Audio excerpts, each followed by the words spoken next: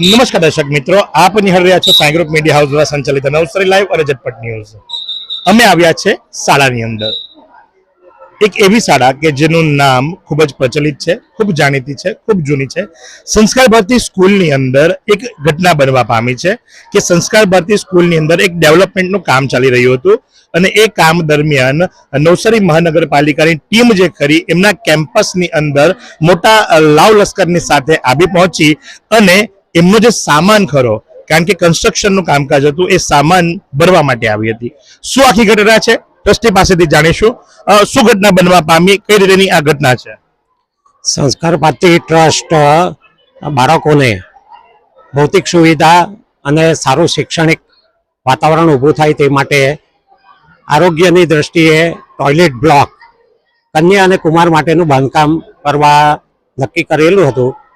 અને ગઈકાલે અમારી પ્રિમાઇસીસમાં જે દિવાલ આવેલી છે ત્યાંથી 7 ફૂટના અંદરના ભાગે માર્કિંગ કરીને બાંધકામની થોડી શરૂઆત કરવી હતી. તેના આધારે બાજુના એપાર્ટમેન્ટ, આશિયાના એપાર્ટમેન્ટ, તેમના કેટલાક નાગરિકો મ્યુનિસિપલ કમિશનર કચેરીએ ગયા હતા અને રજૂઆત કરી હતી કે આ શાળામાં આ રીતે બાંધકામની પ્રવૃત્તિ થાય છે, એ સામે વિરોધ દર્શાવ્યો હતો. એના સંદર્ભે મહાનગરપાલિકાના માણસો અહીં આવ્યા હતા કાલે અને જણાવ્યું હતું કે આ રીતનો વિરોધ છે, એટલે તમે મ્યુનિસિપલ કમિશનર સાહેબને મળી લો. એટલે અમારા આચાર્ય શ્રી કાલે મળવા ગયા હતા, તેમની સાથે પણ થોડી ચર્ચા કરવામાં આવી હતી. પણ આ બાબતે અમને ટ્રસ્ટી મંડળને કોઈ કાલે જાણ મહાનગરપાલિકા દ્વારા કરવામાં આવી હતી નહીં. આ સંદર્ભે આજે ફરીથી એપાર્ટમેન્ટના કેટલાક નાગરિકો ફરીથી રજૂઆત કરવા ગયા છે કે હજુ બાંધકામ ચાલુ જ છે.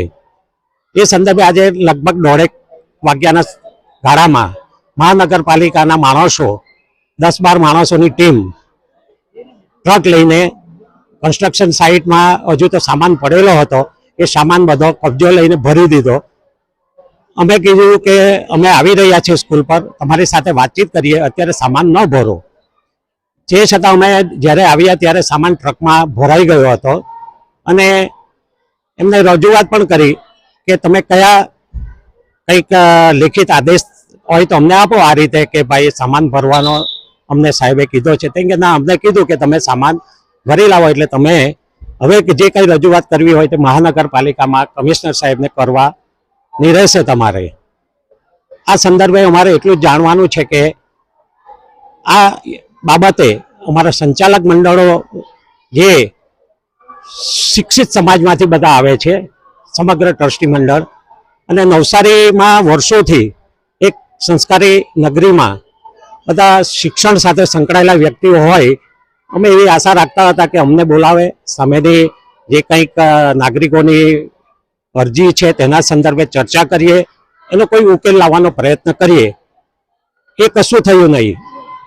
એટલે અમારે આજે દોડતા અહીંયા આવવું પડ્યું અને કર્મચારીઓને જણાવ્યું, મહાનગરપાલિકાને, તેમણે જણાવ્યું કે અમને તો સાહેબનો આદેશ છે, એટલે અમારે તો આજે સામાન ભરી જ જવો પડે. આ બધી વાતોથી એવું લાગે છે કે હજુ પણ કંઈક સુમેળભર્યો ઉકેલ આવે અને વિદ્યાર્થીઓની સુવિધા માટે જે અમે કાર્યરત છીએ તેમાં સૌ મહાનગરપાલિકાના મ્યુનિસિપલ કમિશનર તથા તમામનો આમાં સહકાર મળે એવી આશા રાખું છું. આ બાંધકામ કરવા માટેની કોઈક લિખિત પરમિશન આપ દ્વારા લેવામાં આવી હતી ખરી? ના, આ બાબતે હજુ કોઈ પરમિશન લીધી નથી. અમે માર્કિંગ કર્યું છે અને જરૂર જણાય તો અમે એ બાબત પણ કાર્યવાહી કરીશું. કારણ કે જ્યાં સુધી આપણી પોતાની પ્રિમાઇસીસ હોય એની અંદર કોઈ કન્સ્ટ્રક્શન કરવાનું હોય તો પરમિશન લેવી જરૂરી બનતી હોય છે. બાંધકામ શાખાની જે હોય એમાંથી પરમિશન લેવાની હોય છે. આ તમારું જ્ઞાન છે. ભલે આ પ્રાઇવેટ પ્રિમાઇસીસ છે, પણ પ્રાઇવેટ પ્રિમાઇસીસની અંદર પણ આ જમીન આપણી હોય, મકાન આપણે બાંધવાના હોય તો આપણે રજા ચિઠ્ઠી લેવાની હોય છે. તો તે જ પ્રમાણે જે ટોયલેટ બ્લોક બનાવવા માટે આપણે જે જઈ રહ્યા હતા એના માટેની કોઈ પરવાનગીની કઈ તજવીજ હાથ ધરવામાં આવી હતી ખરી? ના, ચોક્કસ આ બાબતે અમે વહીવટી પ્રક્રિયામાંથી પસાર થઈને એ બાબતે પણ જે કંઈક પરમિશન લેવાની જરૂર પડશે તો અચૂક લઈશું. સાથે જો વાત કરવામાં આવે તો જ્યારે ટોયલેટ પોતાની પ્રિમાઇસીસમાં બની રહ્યા હતા તો લોકોને જે મનદુખ હતું એનું કારણ શું? એમનું કહેવું હતું કે ભવિષ્યમાં અમને એ ટોયલેટ બ્લોકને લીધે અમને થોડું મુશ્કેલી સર્જશે, પણ અમે એમ કીધું કે એમની સ્વાસ્થ્ય અને એની જે કંઈ સફાઈની જવાબદારી અમારા ટ્રસ્ટી મંડળની છે. એ ટોયલેટ બ્લોક બને છે તેની બાજુમાં અમારા વર્ગોખંડો પણ છે, એટલે બાળકનું સ્વાસ્થ્ય પણ અમારે હિત જળવાય તે પણ અમારે જોવાનું હોય છે. અને આ બાબતે તમે જોઈ શકો છો કે આ શાળા લગભગ 68 વર્ષ જૂની છે, ત્યાર પછી આ બધા એપાર્ટમેન્ટો બંધાયા છે. અને એપાર્ટમેન્ટ તમે જોઈ શકો છો કન્સ્ટ્રક્શન સાઇટ પર બિલકુલ માર્જિન છોડેલો નથી અને દિવાલની નજીક જ બધું બાંધકામ થયેલું છે. આપે માર્જિન છોડ્યું છે? અમે 7 ફૂટ દિવાલથી છોડીને અમે આ વિચાર્યું છે બાંધકામ માટે. પોલીસ પણ આવી છે, શા માટે આવી છે, કોણે બોલાવી છે, કારણ શું છે? જ્યારે શાળામાં અમારી ગેરહાજરીમાં જ્યારે આ બધા માણસો આવ્યા એટલે બાળકોને થોડું ભય જેવું વાતાવરણ લાગે, એટલે કંઈક નવા જૂની ન થાય તે માટે પોલીસને સતર્કતા માટે જાણ કરી છે આચાર્યશ્રીએ. તો જે પ્રમાણે આપ જોયું છે એ પ્રમાણે આ છે મહાનગરપાલિકાની ગાડી અને મહાનગરપાલિકાના માણસો, અને એ તમામ જે ખરા એ આ પ્રમાણે આજે સંસ્કાર ભારતી શાળા કે જે 68 વર્ષ જૂની છે એની અંદર જે દિવાલ છે, કમ્પાઉન્ડ વોલ છે, ત્યાંથી 7 ફૂટની જગ્યા છોડી અને વિદ્યાર્થીઓ માટે ટોયલેટ બ્લોક બનાવવાની પ્રક્રિયાનું માર્કિંગ કરવામાં આવ્યું હતું, જેનું મટીરિયલ આવ્યું હતું અને એ મટીરિયલ ભરવા માટે આવી પહોંચ્યા હતા. હજુ તો કાર્યક્રમ બાકી છે, કારણ કે મૂળ કહેવાનો ભાવ છે કે જે મહાનગરપાલિકામાંથી અધિકારીઓ આવ્યા છે અને એમને કોણે આદેશ આપ્યો હતો, કયા આદેશથી આવ્યા છે, એમની પાસે લખાણમાં શું છે એ પણ જોઈશું. એક વિરામ બાદ નિહાળતા રહો નવસારી લાઈવ.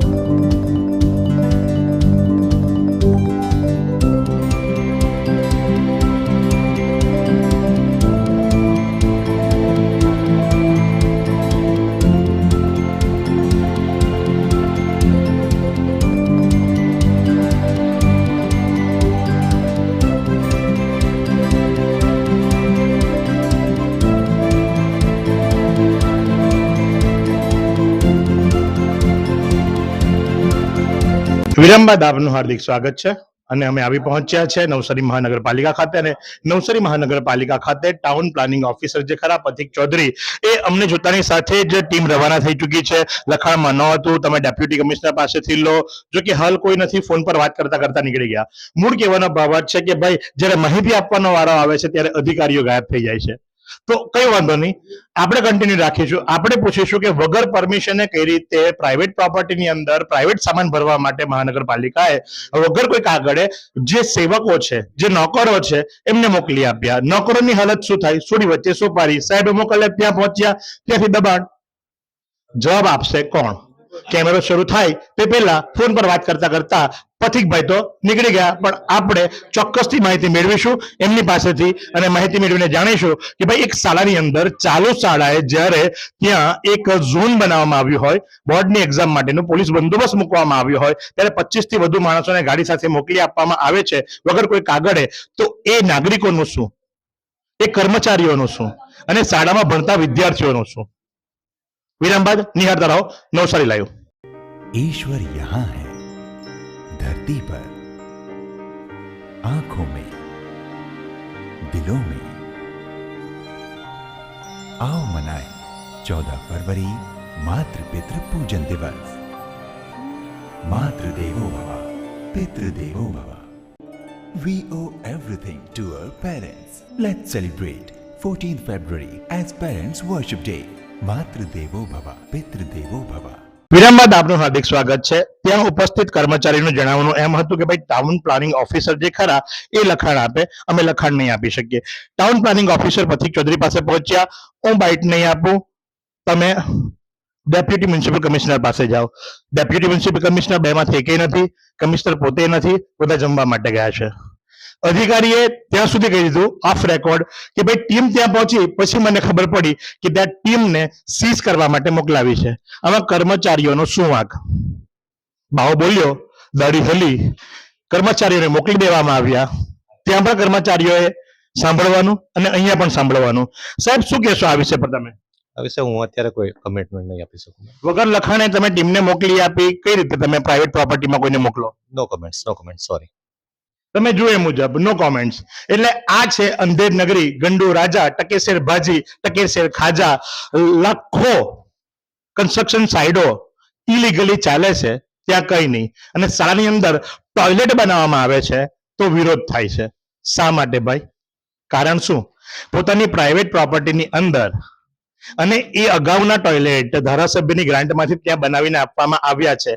તો પછી હવે જ્યારે શાળા સંચાલકો ટ્રસ્ટ જ્યારે પોતાના પૈસે ટોયલેટ બનાવે છે કુમાર કન્યા છાત્રાલય માટે, ત્યારે શા માટે વિરોધ કરવામાં આવે છે? તો આ છે ભાઈ મહાનગરપાલિકાનું વહીવટ. એટલે મૂળ કહેવાનો ભાવ જ છે કે બિલ્ડરોની ભલાઈ તો ઇલીગલ કન્સ્ટ્રક્શન ચાલે, પણ એક શાળા સંડાસ બાથરૂમ બનાવે વિદ્યાર્થીઓની સવલત માટે તો નહીં ચાલે. અધિકારીઓનું મૌન. આ જ પ્રમાણે આવા સમાચારો નિહાળવા માટે જોતા રહો નવસારી લાઈવ અને ઝટપટ ન્યૂઝ. કેમેરા પર્સન કૃષાંગની સાથે હું મહેશ ભટ્ટ.